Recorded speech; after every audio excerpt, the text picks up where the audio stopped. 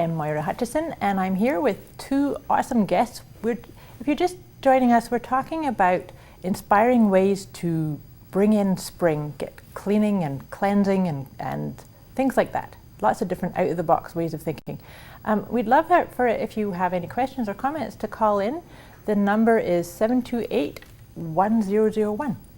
So anyways, as we went to break, Jennifer, we were just talking about you were talking about getting angry at yourself, about the overwhelm, and I just wanted to let you finish that, because I think that's a really important part to motivate for change, is to get to that point. So I find in the process with clients, it's very difficult for them to make change at the beginning, but over time it gets easier and easier, and then they get to the point where they get frustrated, like, where did all this crap come from? What am I going to do with it? And then they start pitching. Right. So things that might have really taken quite a bit of time to get rid of in the beginning process, they really start firing it out the door because they're frustrated with themselves. They're angry that they've accumulated all this stuff and that they started to fill their lives. Yeah. Exactly. It's like they get to the point of no return, Yeah. right? It's like, so I've seen that with people for giving up addictions or getting really on track with their health goals, is that I think we all have to hit that level. That's what procrastination is that sometimes you haven't hit your why. Yeah. That you're like, oh, I'll get to it tomorrow, right? But allowing ourselves to, sometimes we can get so overwhelmed because I want to do this and I want to achieve that and I want to be this and I want to get that, you end up doing nothing. Yeah. So it's then to get to the place of getting that fire in your belly, kind of burn it. And in fact, isn't there a thing in the book Think and Grow Rich where he talks about burning all bridges behind you? That feels like that kind of energy is like, if I'm going to go forward, I can't have an escape route. Yes. Right, which is actually what you were talking about with all the different sizes in our closets. Yeah, exactly. Those are all escape routes, really. They are. Just in case. Yeah, just in cases. Yeah. Yes. Yeah. How would you describe getting, like the process of getting that fire in your belly, for want of a different way? Yeah. It's, I think the beginning of that fire is when you've just come out of Christmas and you paid a lot through credit. Right. And then you forget that you might need to make some payments on the credit. And then you're getting your calls from the credit bureaus, and now you don't want to answer your phone because you know who's calling. Okay, so if that's fire, just so you know, it's possible to make the call, tell them you've got a couple issues and you're prepared to do something about it. It is, where is your budget? Is it on an Excel spreadsheet? Is it somewhere easily attainable so that when you've bought your groceries, you can put it in? When you've done your gas, you can put it in. When you've purchased a undisclosed amount of money when you went out for a really nice evening dinner with a glass of wine, that's right. So did you make it easy so that you can really tracking what you're spending? Yeah. And you talk about when they get frustrated, and I suggest you got to have the courage to say, you know what, here's the money that's coming in, and here's the money that's going out. Yeah. I think when we decide to really see what's happening in our lives, truly see what's happening, we're in a much stronger place. We're not going to tell the kids everything's okay, because maybe it's not. Maybe not right now. Okay. Absolutely. Yeah. And that's okay to be honest with the kids and the family. Right now, it's kind of tough, but I'm working on it, and this is what I'm doing. And then you've got people who are saying, you know what, I was there too. You've got people who said, you know what, I went bankrupt and I had to do things differently.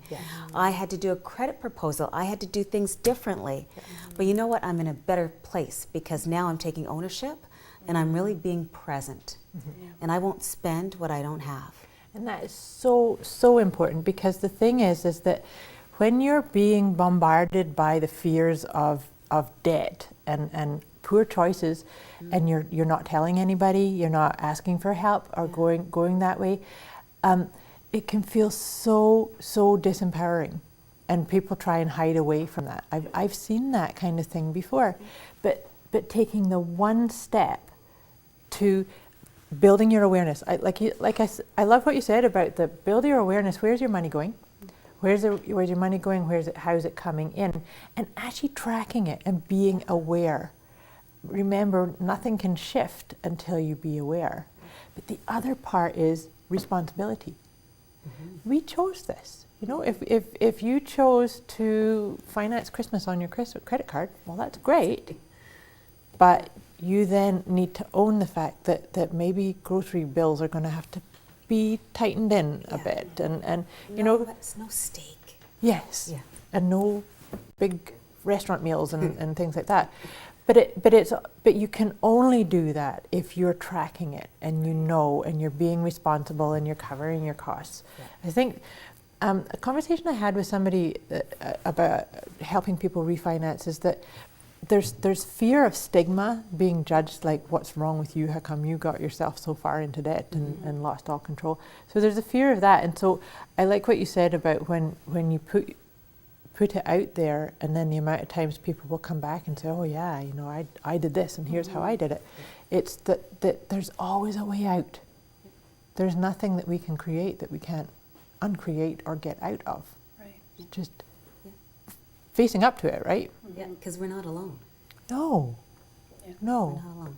I know. Isn't that sad how sometimes you must see people feeling like they're really alone when they're because it's almost like when they're in their homes. You get to see people right in their homes, which is different to how either of us would relate. So Yeah. it's like a real... It's very intimate. Yeah. One of my clients, when we were going through her closet, she's like, well, you've seen me in my underwear now. There's nothing you don't know about my family.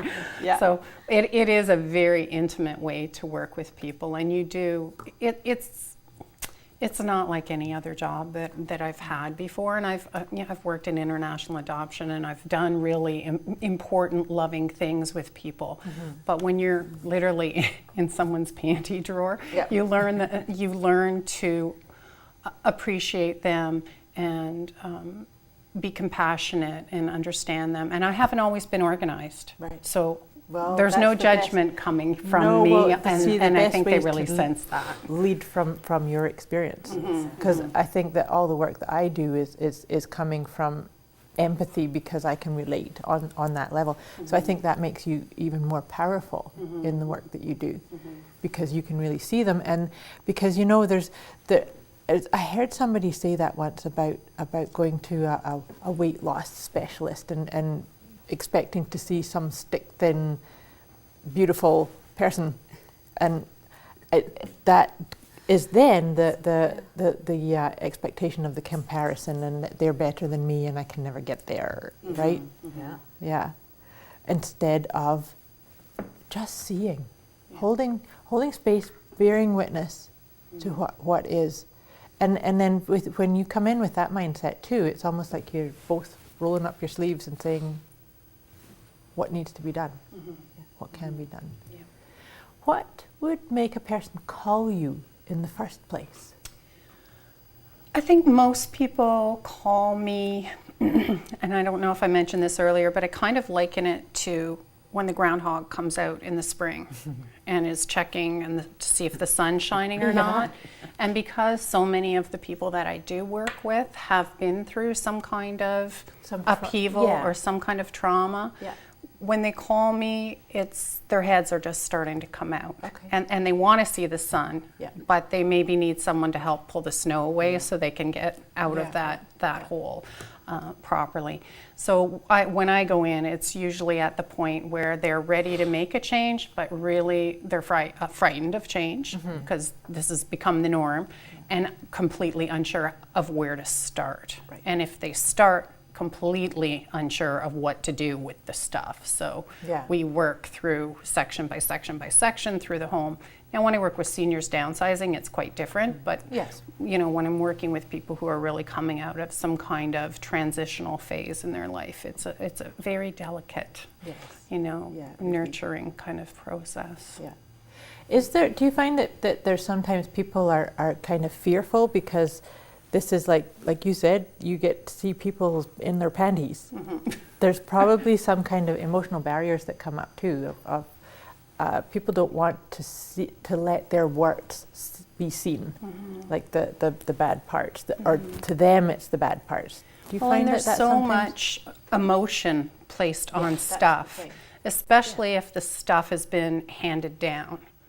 You know, well, I legacy is can't get there. let go of it because Yeah. it was a gift. What if my aunt gave me that? What if she comes and asks for it? And I'm like, well, then it wasn't a gift. It's a burden if you can't ever let it go.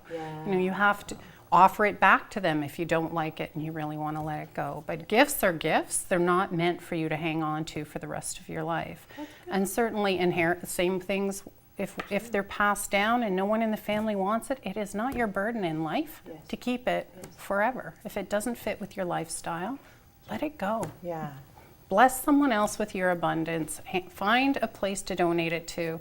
I help my clients all the time find the right places to donate their stuff, or send it to auction, or send it to consignment.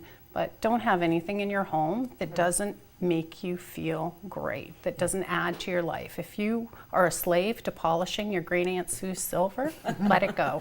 You know my story? I do. That's excellent advice, because from what I hear you say is to really stay true to your own heart. That's really, really important. So thank you. So stay tuned. We are going to wrap this up shortly. After the break, we'll give you some more inspiration to help you get unstuck and cleaned out. See you in a minute.